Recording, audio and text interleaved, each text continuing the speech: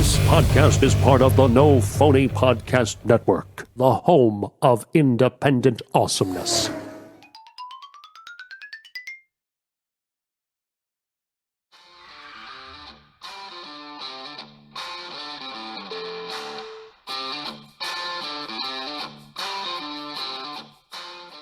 Welcome back to another episode of On the Road with Jim and Casey. Joining me, as always, James Morganti. That's right. Joining us tonight, actor, writer, producer, director, Bill Foster. How you doing, buddy? Hey, doing great. Thanks for having me on. Yeah, man. So how are you holding up during all this COVID-19 world that we're living in? Well, it's really been kind of we had an agriculture exemption, and we've got a vineyard, so we've just been busting our tail in the vineyard. So it's kind of worked to our advantage because we could do anything else. And so we got not caught up, but we've got working in the vineyard day in, day out, taking a few days off from that. But yeah, I can't imagine sitting in the house like some people have had to do. You know, you always see on Facebook, would you, for $100,000, go to this cabin in Montana and stay for a year? Nobody's going to do that now. You know. You're in Texas? Yes, sir. What part? So where are you at? Right in the middle of Texas, pretty much Stephenville, southwest of Fort Worth. Oh, okay. All right. I lived in Austin for like 2 years. Oh, yeah.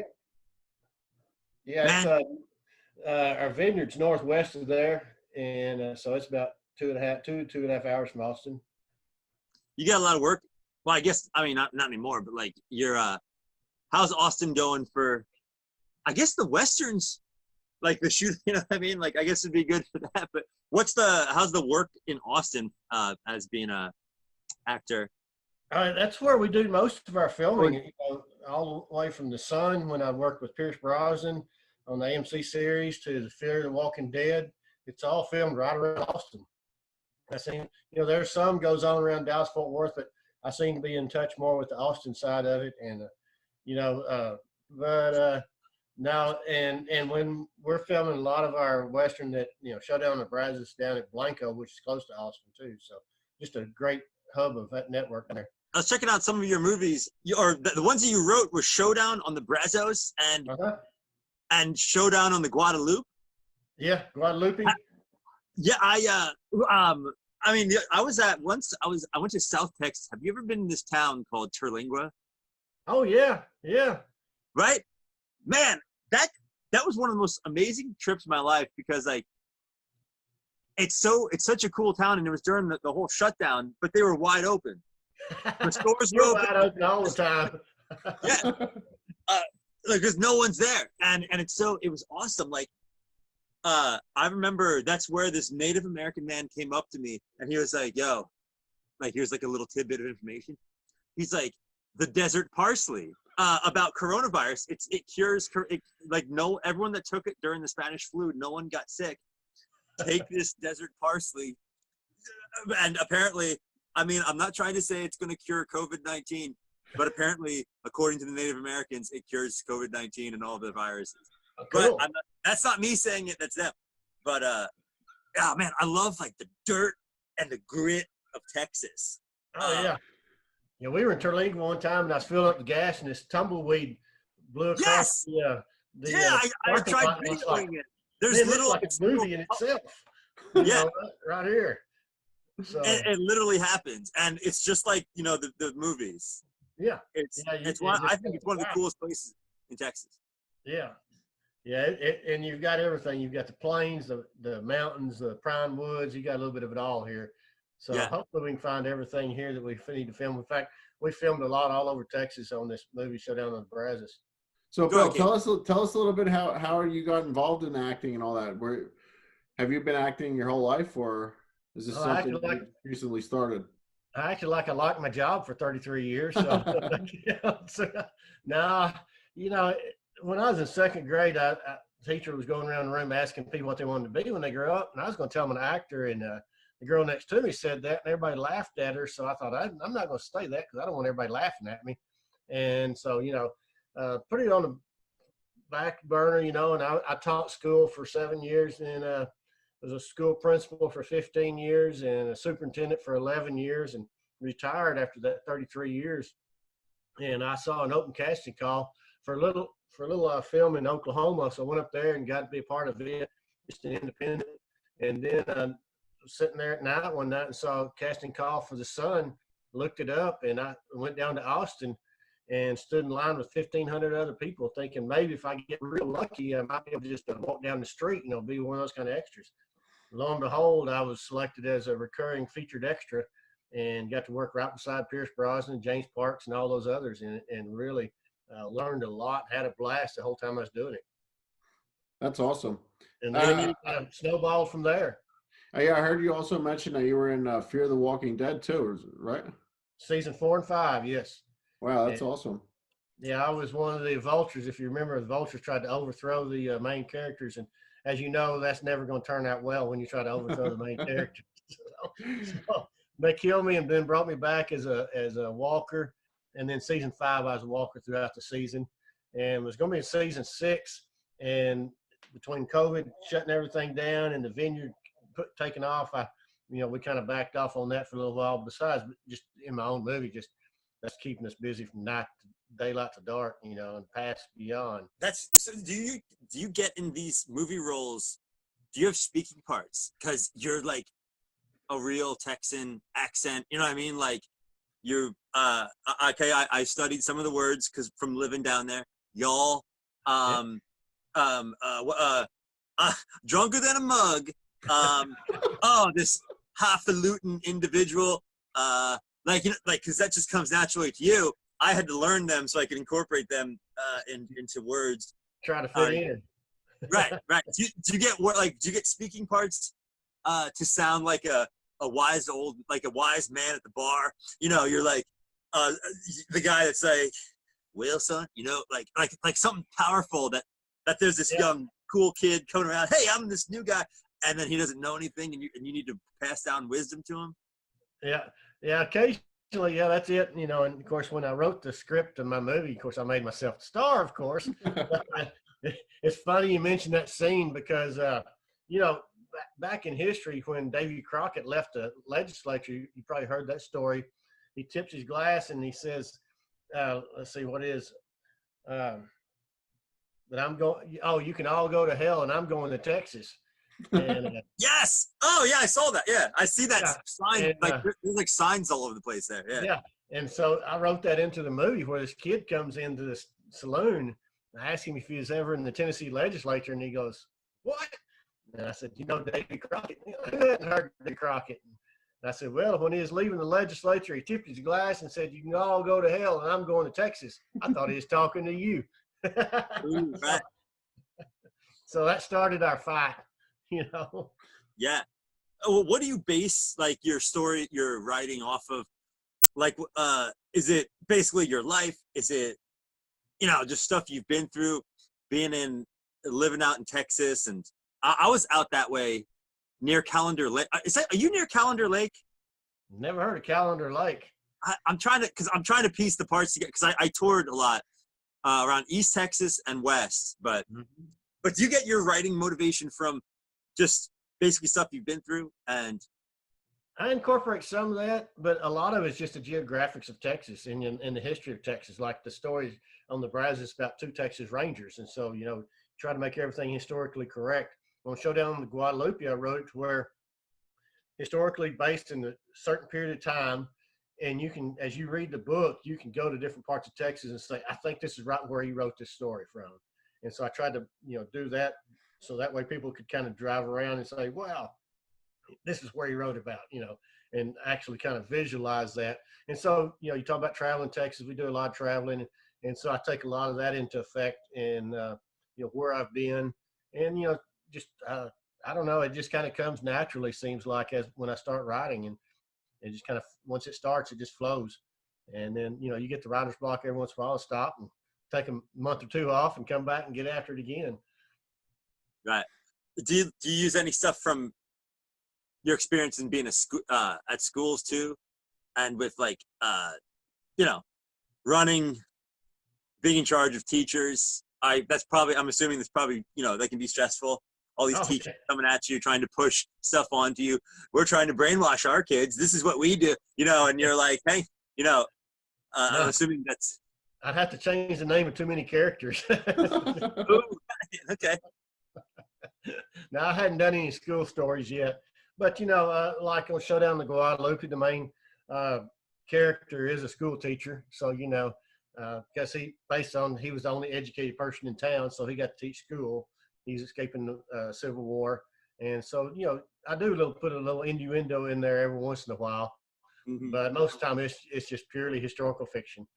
And on the play I wrote, Wenda's Home, it was based on the 1960s here in the Vietnam War, and I've always been, very big. I don't say a fan of the war, but loved reading and researching the war and all that kind of stuff. So I took a lot of that into consideration when I wrote that play. Yeah, I went to the Alamo twice just to go visit it. And like, you just look at so many names, like I always feel like the storyline that you're shown is just like, everyone has heard this. It's like one little thing. Mm-hmm. But like, if you read it from both sides of everyone's story and like the whole thing, because like there was Mexicans that were on American side. There's Native Americans that were on America's side, like, or on Texas's side. But like, at the battle out, like it wasn't like this, just a bunch of cowboys versus Mexicans. No, it wasn't. Yeah, and actually, it was all mixes. Yeah, like it was fighting for freedom. Just right. Like we try to stay today to keep our freedom, and that's right. what they're trying to separate from Santa Anna, the dictator. And that story is such an amazing. And I love going to Alamo. I just get cold chills every time I go there, thinking about what happened. What 182 men did, and the backstory is that Santa Anna hadn't been such a Napoleon-esque type leader. He could have bypassed Alamo, wiped out Sam Houston, and Texas independence been over with. But he was going to kill anybody that stood up against him. He's going to kill them all. And so that's why he stopped and fought at the Alamo rather than going on after Sam Houston. So, was a bad move on his part. He lost half his army there at the Alamo. Yeah, and exactly, like it had nothing, because it's all about power. You know what I mean? Like it's never about, oh, they were anti-Mexican or whatever. It had nothing to do with that. It was all about power. Power and money. Yeah, and Native Americans were on our side. Like it wasn't just a bunch of like highfalutin gunsling. I'm trying to use Texan like gunslinging. It was just people that were like, hey, who wants to just be free and do whatever you want?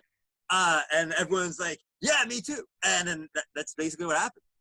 They grabbed their guns and left home and went to defend wherever they could, and whether it was Alamo or Sam Houston or Goliad or wherever, they just knew to stand up for what they believed in.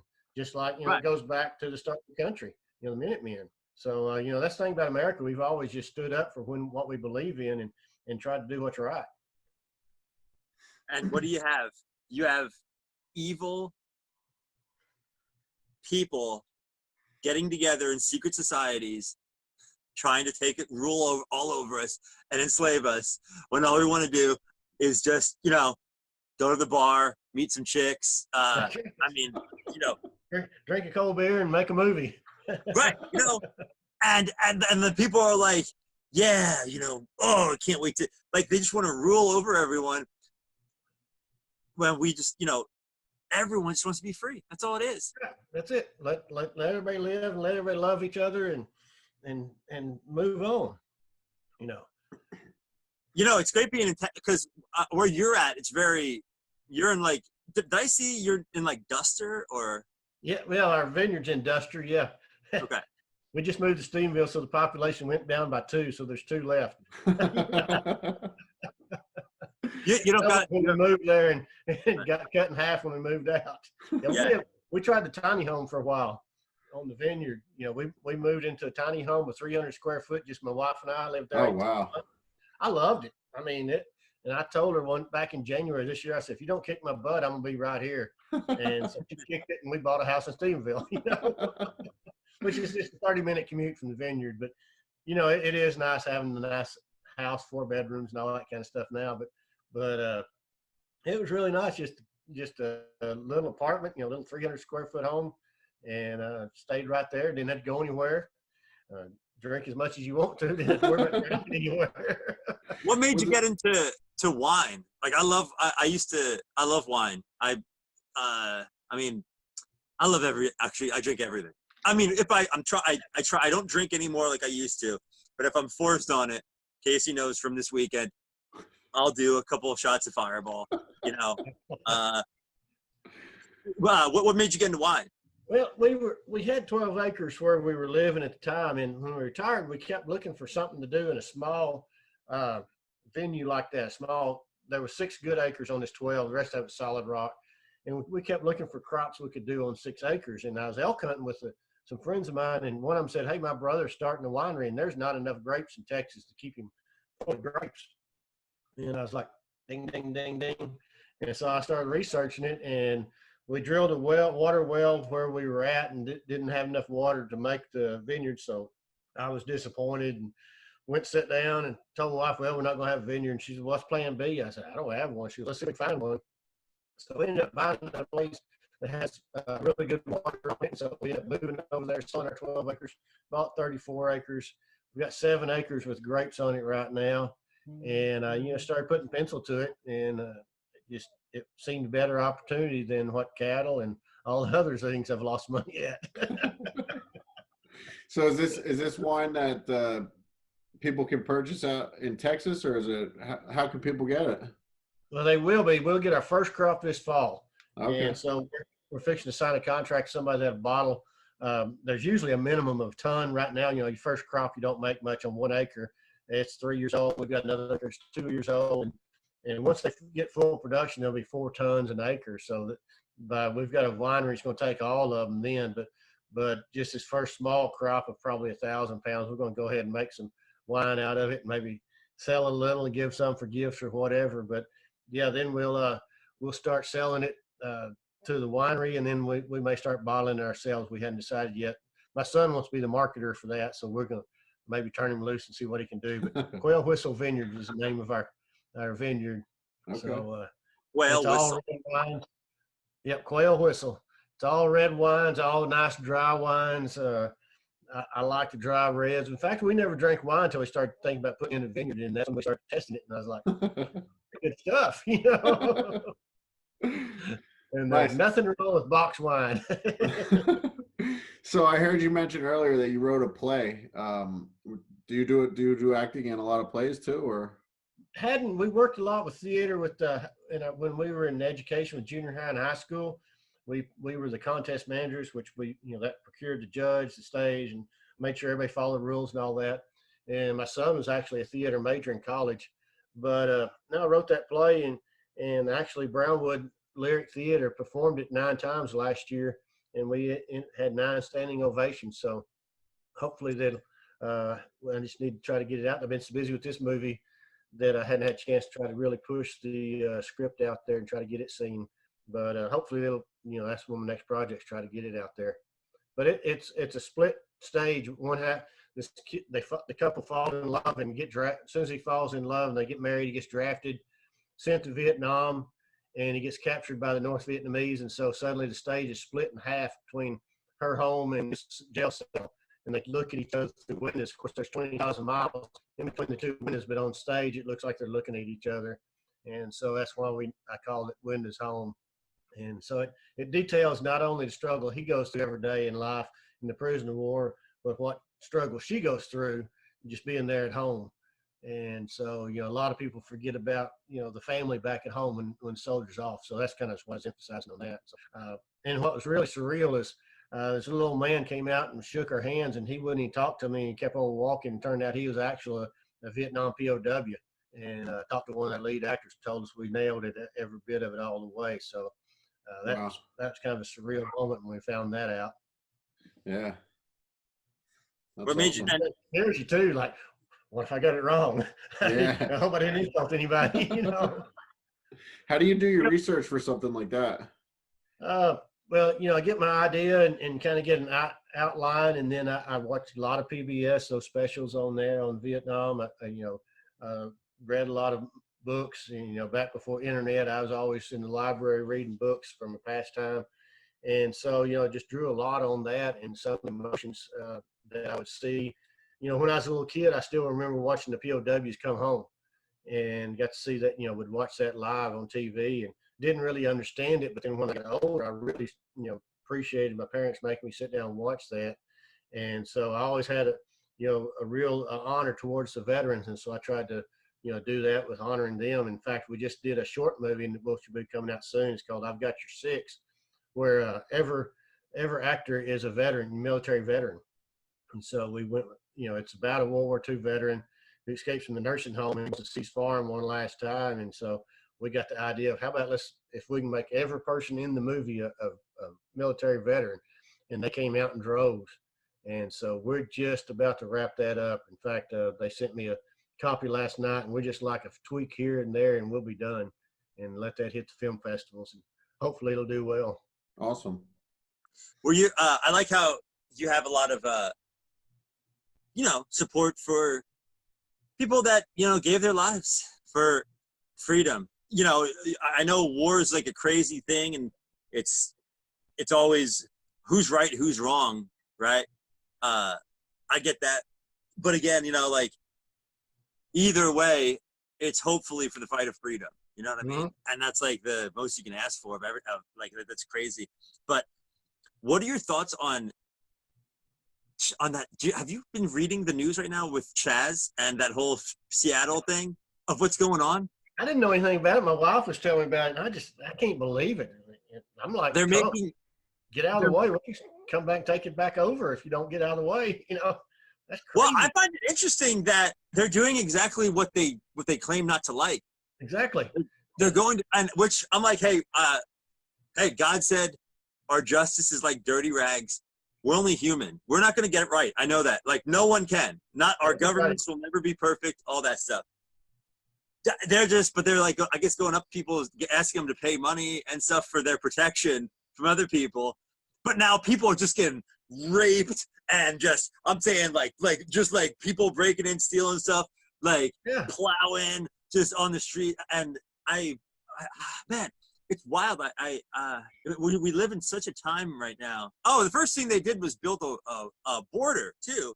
So I guess you can't get in there to visit the city now, unless. But well, you can if you dress cool and you wear skinny jeans and everything, and you look all trendy and everything. They'll let you in there. It's crazy, and like you said, they're standing up for everything that they're supposedly standing against, and it really doesn't make any sense whatsoever. And they're walking around with guards and arms, and I told my wife this morning, and I don't know the age group, but I'm thinking it's that younger age group that really think they're living in a movie, because they've watched a lot of these anarchy type movies, whether it's Fear the Walking Dead, what I was in, and people believe that those things are real. Like, people would come up to me mad when I was on the Sun and tell me, I can't believe the way you treated those people. And I was like, yeah, like, have you noticed? They're like, they hate what they are and where they come from, and then they become that, and then they hate that again.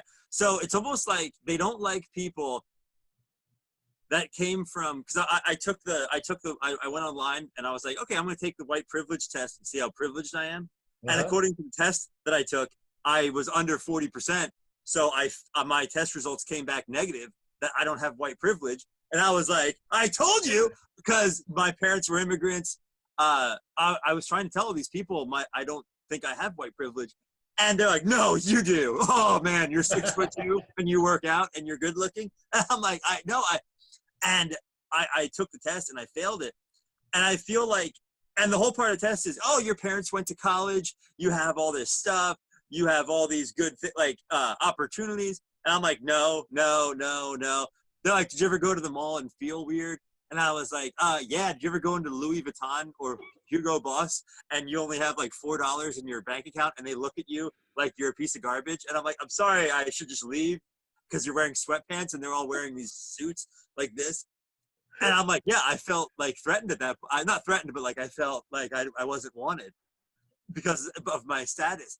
And like, I feel like they don't like the last education, like all my parents or like the former generation that went to college and were taught how they were taught. They're like, that's terrible. Listen to us.